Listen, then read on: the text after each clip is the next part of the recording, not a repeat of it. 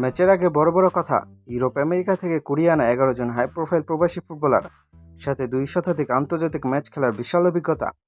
কাগজে কলমে দেখলে মনে হবে তারা যেন রিয়াল মাদ্রিদ কিংবা ম্যানচেস্টার সিটি। হ্যাঁ ভাই, বলছি আমাদের প্রতিবেশী দেশ পাকিস্তানের পূর্ণ শক্তি ফুটবল দলের কথা। আর তাদের সামনে কারা ছিল জানেন? আমাদের বাংলাদেশের কোনো মেন টিম নয়, অলিম্পিক দল, মানে সোজা বাংলায় বাংলাদেশের দ্বিতীয় সারির কিছু কচিকাঁচা ফুটবলার। আরে ভাই, এই দলটা আমাদের সেকেন্ড বেস্ট বা দ্বিতীয় সেরা দল কিনা তা নিয়েই তো বাজারে বড়সড় দ্বিমত আছে। কারণ রোনান সুলিভান সহ আমাদের মেন প্রবাসীরা তো এই টুর্নামেন্টে দলেই ছিল না। কিন্তু মাঠের লড়াই নামের চাকাচিকা আর আসমান জমিন তফাৎ কাকে বলে তা আজ পাকিস্তানকে হারে হারে বুঝিয়ে দিল বাংলার বাঘেরা। প্রবাসীদের টাকার গরম আর ফোটা নিয়ে আজ এক ম্যাচেই হওয়া। ম্যাচের শুরু থেকেই কি তাণ্ডবটাই না চালালো আমাদের অলিম্পিক দল। অভিজ্ঞতার প্রবাসীর সংখ্যায় ঢের এগিয়ে থাকা পাকিস্তান জাতীয় দলকে প্রথমার্ধে লিটারেলি নাকানি চুবানি খাওয়ালো লাল সবুজের প্রতিনিধিরা। ম্যাচের একদম শুরুতেই মোর্শেদ আলী সেই উইন্ডো ব্রেকিং দৌড়, প্রতিপক্ষের ডিফেন্স লাইনকে বুড়ো আঙুল দেখিয়ে মোর্শেদ আলী যেভাবে বল নিয়ে ঢুকেছিলেন, ওটা তখনই একটা শিওর শট গোল হতে পারত। প্রথমার্ধের স্কোর লাইনটা যদিও 0-0 ছিল, কিন্তু খেলা দেখে মনে হচ্ছিল ওটা বাংলাদেশের পক্ষে 3 বা 4-0 হলেও অবাক হওয়ার কিচ্ছু ছিল না। পাকিস্তান দল প্রথমার্ধে এতটাই দিশেহারা ছিল যে তাদের বলা চলে এক্সট্রিমলি লাকি। পুরো প্রথমার্ধে তারা গোল খায়নি কেবল ভাগ্যের জোরে।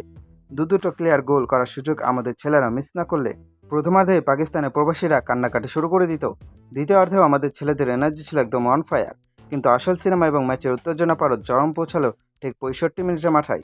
ফুটবল ম্যাচ তখন রূপ নিল ডাব্লিউডাব্লিউ এর কুস্তি প্রতিযোগিতায়। মাঠের ভেতর দুই দলের খেলোয়াড়ের মধ্যে তুমুল কথা কাটাকাটি, ধাক্কাধাক্কি আর একেবারে হাতাহাতি পরিস্থিতি।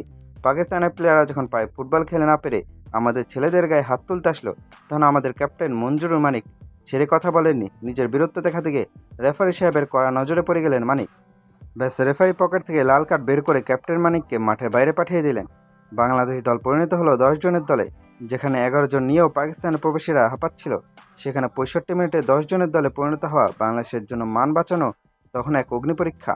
কিন্তু আমাদের ছেলেরা তো বাংলার খাঁটিবাগ। 10 জন হয়ে যাওয়ার পরও পাকিস্তান ভেবেছিল এবার হয়তো তারা সুযোগ বুঝে গোল দিয়ে দিবে। কিন্তু বাংলাদেশের ডিফেন্স যেন মারাকানা স্টেডিয়ামের চেয়েও শক্ত দেওয়াল। একজন কম নিয়েও বাকি 25 মিনিট যেভাবে পাকিস্তান জাতীয় দলকে আটকে রাখলো আমাদের অলিম্পিক স্কোয়াড, তা এক কথায় অবিশ্বাস্য, রূপকথার মতো। শেষ পর্যন্ত ম্যাচটা গোলশূন্য ড্রয়ে শেষ হলো। পাকিস্তান জাতীয় দল পূর্ণ 3 পয়েন্টের মিশন নিয়ে এসে 10 জনের বাংলাদেশের বিরুদ্ধে গোল করতে না পেরে লজ্জায় মাথা নিচু করে মাঠ ছাড়লো।